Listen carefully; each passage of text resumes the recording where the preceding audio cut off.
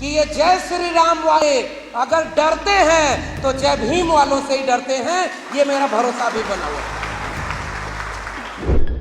हमारा खौफ उनसे पूछो जो आज भी हमारे पुरखों की मूर्तियों से घबरा जाते हैं। और पता है वो सांप्रदायिकता की आग क्यों लगाई जा रही है? क्योंकि मुसलमानों को दुश्मन बनाओ तो 80% हिंदुओं को एक कर लोगे। क्योंकि जब तुम्हें मौका मिलता है किसी मूछ रखने वाले जितेंद्र मेघवाल की तुम हत्या कर देते हो कि एक दलित मूछ कैसे रख सकता है, तुम्हारी हिंदू एकता कहां गई भाई? उत्तराखंड में एक महिला जो खाना बनाकर खिलाती थी, छोटे छोटे बच्चों ने कहा कि हम तो उसके हाथ से खाना नहीं खाएंगे। तुम्हारी हिंदू एकता कहां चली गई? मंदिरों के नीचे कहते हो शिवलिंग है, खुदाई करो। मैं कहता हूं जब खुदाई करो तो थोड़ा गहरी करवाना, क्योंकि हो सकता है उन सब के नीचे कोई बुद्धिस्ट इमारत मिली होगी जिसको तुमने जमीन के नीचे दफन कर दिया। 10% लुटेरों ने 90% कमेरों के हक को लूट लिया और वो हमारे ऊपर राज कर रहे। 10% लोग शासन कर रहे और हम गुलाम बन गए। इसलिए इस सम्मेलन को करने की जरूरत आन पड़ी। जिस दौर में हकमारी की आवाज बुलंद की जा रही है, इन्होंने दावेदारी के सवाल पर पूरे बिहार में आंदोलन खड़ा करने की शुरुआत की। जिस दौर में त्रिशूल और तलवार बांटा जा रहा है और आपके बच्चों को दंगाई बनाया जा रहा है, ये दावेदारी सम्मेलन कलम और किताब की बात कर रहा है। इसलिए इस सम्मेलन के आयोजकों का बहुत आभार, बहुत उन्हें क्रांतिकारी सलाम है मेरा, जिन्होंने इस तरह के आयोजन किए हैं और आपको यहाँ आमंत्रित किया और हमें आपसे मुखातिब होने का मौका दिया। साथियों, हम जानते हैं कि ऐसे आंदोलनों, ऐसे मिशन को चलाने में कितनी मुश्किल होती है।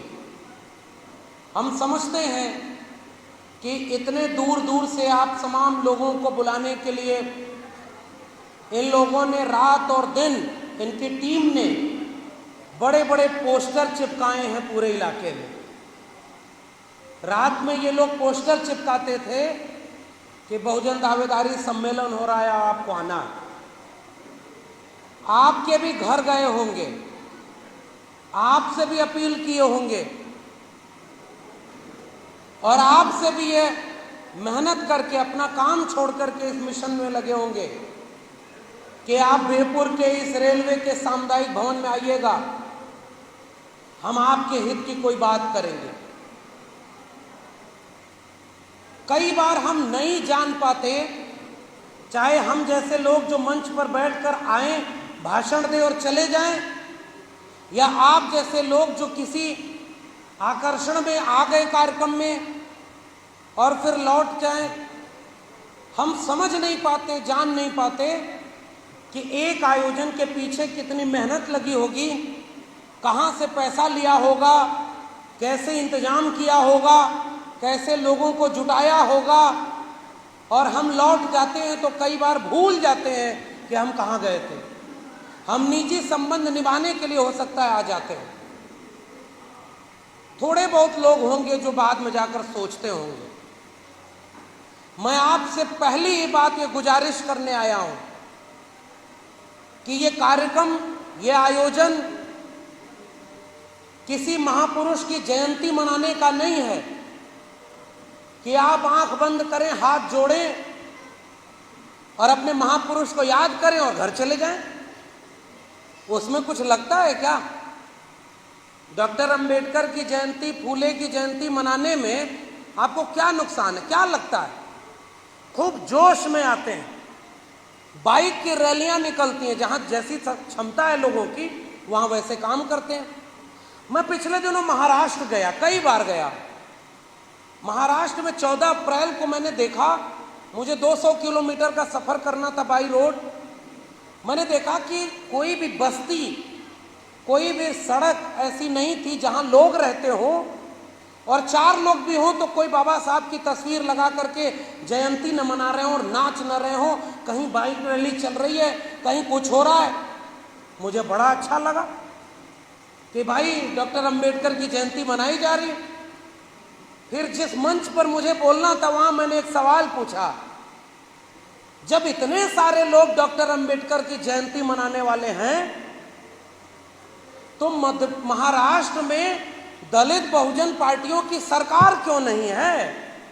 दलित पैंथर खत्म क्यों हो गया? Buddhist society of India, Republic party of India, जो स्कूल खोला था बाबा साहब ने, जो विद्यालय खोले थे, वो सब खत्म क्यों हो गए? ये बात सोचने की है कि नहीं? आपसे भी कोई कहता कि चलो फूले और अंबेडकर की जयंती मनानी है, आगे आगे एक डीजे चलेगा, उसमें जय भीम का नारा बजाते हुए गाना बजेगा, आप अपनी बाइक पर झंडा लगाएंगे, पूरे शहर में घूमेंगे और खा पी के आके सो जाएंगे। मैं ये बात जो कह रहा हूं इसका मतलब ये कतई नहीं है कि जयंती नहीं मनानी चाहिए या जय भीम नहीं बोलना चाहिए। जब आपके पुरखों की मूर्तियां रात के अंधेरे में तोड़ी जा रही हो तो समझ में आ जाता है कि उन मूर्तियों की कीमत क्या है। हमारा खौफ उनसे पूछो जो आज भी हमारे पुरखों की मूर्तियों से घबरा जाते हैं। ये तो बड़ी बात है, ये तो हम जानते हैं। तो मूर्तियों की भी कीमत है, जयंती भी मनाना चाहिए, शहर में रैली भी निकालनी चाहिए, क्योंकि हम जानते हैं कि आप जो रैली निकालते हैं आपके हाथ में त्रिशूल और तलवार और पत्थर नहीं होता है, आपके हाथ में जय भीम का नारा होता है। और कितना भी कठिन वक्त रहे, मेरे अंदर अभी भी ये भरोसा है कि ये जय श्री राम वाले अगर डरते हैं तो जय भीम वालों से ही डरते हैं। ये मेरा भरोसा भी बना हुआ है, क्योंकि आपने उन्हें डराया है। आप 2 अप्रैल का भारत बंद किए, पूरे भारत में भारत बंद हुआ, आपके यहां भारत बंद हुआ, और SC/ST एट्रोसिटी प्रिवेंशन एक्ट पर 56 इंच वाला झोंक